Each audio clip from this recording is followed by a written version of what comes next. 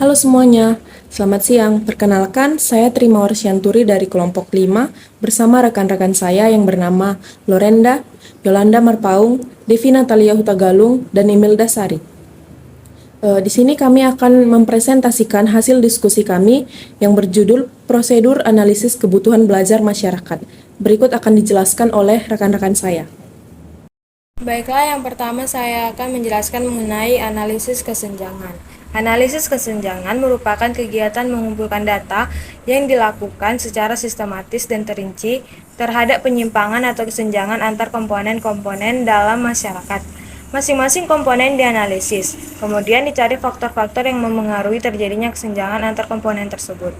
Analisis kesenjangan dapat dilakukan dengan cara yang pertama, mendeskripsikan tujuan atau capaian institusional kemasyarakatan dalam kegiatan pembelajaran masyarakat. Yang kedua, mendeskripsikan tugas pokok dan fungsi masyarakat dalam kegiatan pembelajaran masyarakat secara rinci. Yang ketiga, mendeskripsikan prakondisi yang harus dipenuhi untuk menunjang pencapaian tugas pokok dan fungsi masyarakat dalam kegiatan pembelajaran masyarakat. Dari ketiga tahap ini, akan ditemukan adanya kesenjangan antara kondisi saat ini yang real yang dimiliki oleh masyarakat dalam kegiatan pembelajaran masyarakat dengan kondisi ideal, sesuai sebaran tugas pokok, fungsi serta tujuan yang ingin dicapai oleh masyarakat dalam kegiatan pembelajaran masyarakat. Kondisi ini perlu dianalisis seberapa jauh kesenjangan antara keadaan saat ini dengan tujuan yang hendak dicapai serta tugas pokok dan fungsi yang diemban oleh suatu masyarakat dalam kegiatan pembelajaran masyarakat.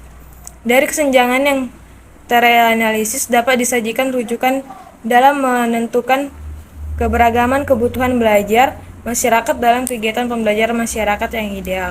Dalam analisis ini, yang perlu mendapat perhatian adalah seberapa besar peluang masyarakat dalam kegiatan pembelajaran mampu menjalankan tugas pokok dan fungsinya sekaligus mencapai tujuan kemasyarakatan secara eduktif. Analisis masalah adalah kemampuan untuk mengenal elemen-elemen situasi dalam permasalahan dan memahami komponen mana saja yang kritis. Kemampuan untuk mengenal aktivitas kritis yang dilakukan agar dapat mengurutkan proses-proses aktivitas tersebut dalam beberapa komponen aktivitas. Dalam setiap bidang kehidupan, seseorang pasti ada beberapa masalah yang timbul, baik itu karena kesalahan yang diperbuat di waktu yang lalu, atau bahkan karena kesalahan yang bukan dari diri kita sendiri. Pada langkah ini, sangat urgent untuk menganalisis masalah-masalah yang dihadapi oleh masyarakat dalam kegiatan pembelajaran masyarakat. Analisis masalah yang cermat akan menjadi dasar yang efektif mencari solusi yang tepat dan feasible. Fokus analisis masalah masyarakat dalam kegiatan pembelajaran masyarakat hendaknya didasarkan pada 4 pertanyaan dasar. Yang pertama, bagaimana kondisi, potensi, karakteristik, dan kebutuhan masyarakat sebagai fondasi dalam perencanaan program pembelajaran masyarakat. Yang kedua, seberapa besar keefektifan masyarakat dalam kegiatan pembelajaran masyarakat dalam menjalankan peran dan fungsinya. Yang ketiga, bagaimana pola kerja masyarakat dalam kegiatan pembelajaran masyarakat, apakah sesuai dengan SOP yang ditetapkan. Yang keempat, bagaimana tuntutan perubahan masyarakat melalui kegiatan pembelajaran. Untuk menjawab pertanyaan dasar tersebut, perlu dilakukan kajian menyeluruh yang komprehensif dari berbagai aspek masyarakat dalam kegiatan pemberdayaan masyarakat. Baik, di sini saya akan membahas tentang analisis peluang. Eksistensi masyarakat dalam kegiatan pembelajaran masyarakat sangat ditentukan oleh kemampuan masyarakat tersebut dalam suri faral menjalankan tugas pokok. Oleh karena itu, masyarakat dalam kegiatan pembelajaran masyarakat harus cerdas membaca peluang dan memanfaatkan untuk mengukuhkan eksistensinya dalam masyarakat. Paparan di atas jelas bahwa pilar utama yang menopang keberhasilan masyarakat dalam pembelajaran masyarakat ada 5 dimensi, yaitu 1. Seberapa besar ketersediaan sarana dan prasarana dalam kegiatan pembelajaran masyarakat. Kedua, seberapa besar ketersediaan program-program yang ada di masyarakat. Ketiga, seberapa besar ketersediaan sumber daya manusia di masyarakat dalam kegiatan pembelajaran masyarakat. Keempat, seberapa besar ketersediaan dana yang ada di masyarakat dalam kegiatan pembelajaran masyarakat. Dan kelima, seberapa luas jaring kerja sama antara lintas institusi yang bisa digalang oleh masyarakat dalam kegiatan pembelajaran masyarakat.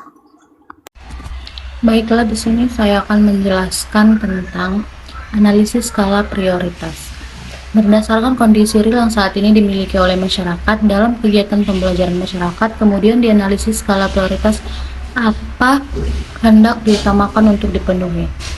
Hal ini mencakup sejumlah daftar kebutuhan yang dihasilkan dari tahap analisis kebutuhan, lantas diputuskan skala prioritas utama yang mendesak untuk dipenuhi dan yang bisa ditanggung sementara. Argumen yang menjadi dasar penentuan skala prioritas mencakupi hal-hal sebagai berikut. Yang pertama itu feasibilitas, artinya menentukan kebutuhan mana yang paling mungkin untuk bisa dipenuhi lebih dulu berdasarkan efektivitas kondisi. Yang kedua yaitu tuntutan perubahan masyarakat. Perubahan masyarakat yang sangat cepat mendorong terjadinya perubahan tuntutan